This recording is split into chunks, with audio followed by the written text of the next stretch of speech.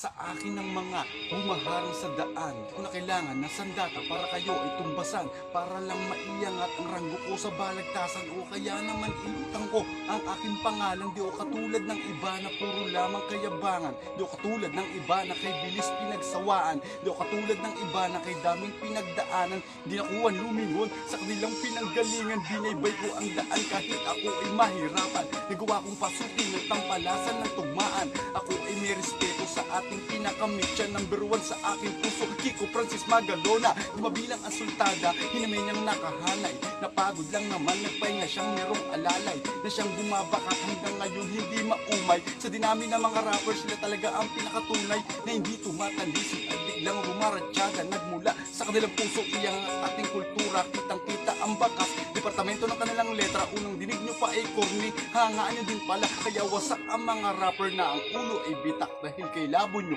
mahigitan si Kiko at si Glock. Kargado na pulido, boses hindi na paos, mga makatang totoo, di na kailangan makipagtuos para lang makipagsabayan sa inyong may kababuyan.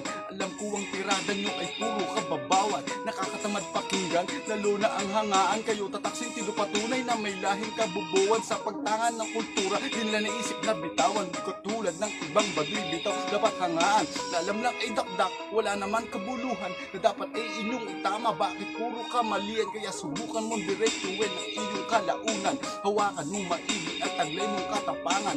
Huwag mabali sa iba ang iyong katarantaduhan, dahil pag ikaw ay nakatapat ay iyong pagsisisiyan. Kahit kargada ka ng linya na parang nanununtok, kapag ikaw nahusgahan sa kangganap na madupok na palso ang iyong baril, di makuwang pumutok, babalaan na kita, baka bigla kang matigo. Kaya maliwanag ng lahat, huwag na padilimin ito.